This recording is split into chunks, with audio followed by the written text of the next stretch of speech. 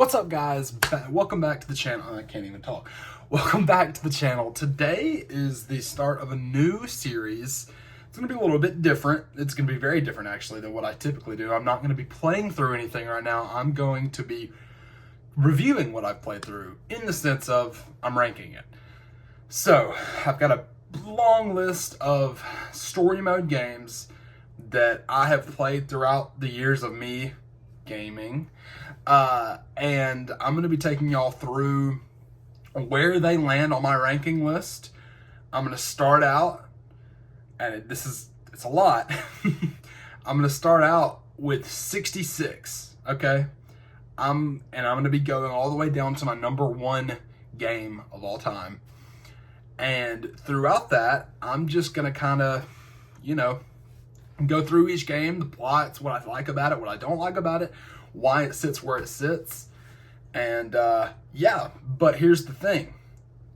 Everything up until my top 50, I love. Like, I genuinely, if it's in my top 50, I think it's good. Like, I mean, that's just baseline right there.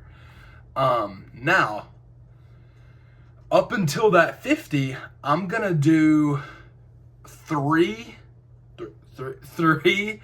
videos per video up until 50, and then I'm gonna do one video per ranking per game.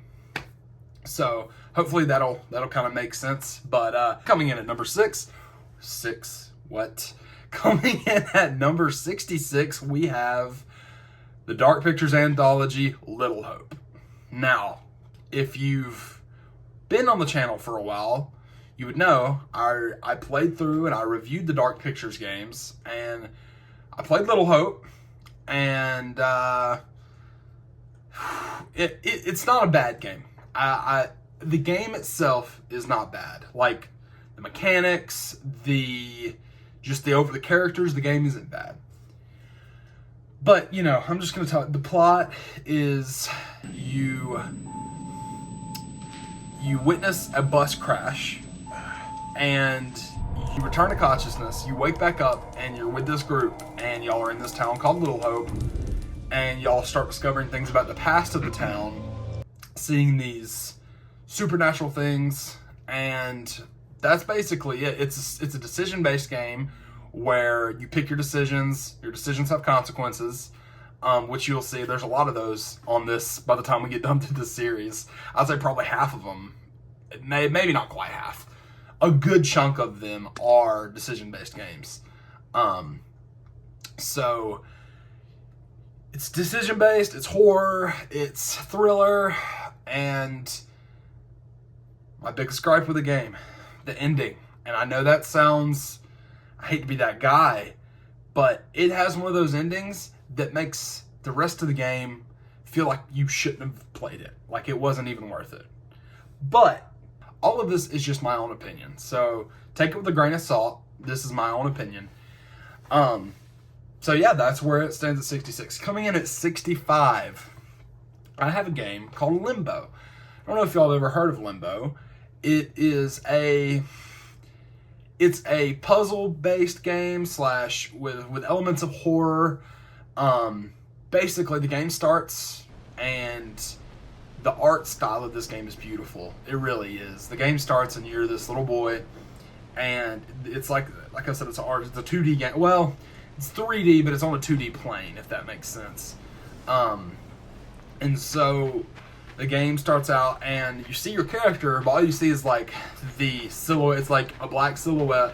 You see the white eyes, and you just start walking through this forest. You look lost, and basically, the point of the game, the story of the game is you're trying to find this girl who, people throughout the years think it's your sister. Some people think it's a love interest. You don't really know. The main character, your character doesn't even get a name. It doesn't even get a name. So that's why it's so low, because it's not, the story isn't there. It's kind of non-existent, but it's enough. It's enough. You know what I mean? But that's why it sits kind of on the lower end. It's a fun game, really fun, very interactive, and like I said, the art style is beautiful. But that moves us on to number 64, and I have Dark Pictures, Man of Medan. So in the bottom three, two of them are Dark Pictures. But you'll see why if you play through the games, or you watch my playthroughs if you don't feel like playing through the games yourselves. But Man of Medan is the first game that Dark Pictures came out with. I believe it released in 2019, August of 2019. And it was the first of season 1. You know, it's not bad. It's not like, just because these are at the bottom of the list doesn't mean they're bad games. It's just in the scale of everything I've ever played. The game is about this group of, you know, young adolescent, maybe early 20s, late teens, and I'd probably say early 20s, and they go out and because they want to go scuba diving for spring break.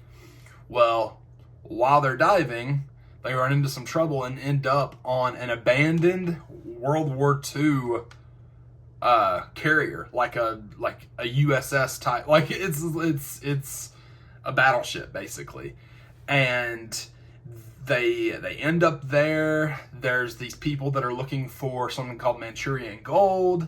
You start looking for it, and there's horror aspects, but like Little Hope, it lets you down. It lets you down in the story. And overall, it has a good start, but overall, the story just kind of becomes mediocre and kind of mid. It kind of falls flat by the end of the game, in my opinion. All of this is opinion-based. 2, this is also based on my playthrough. So if you got a really good playthrough, the game might be that much more enjoyable to you.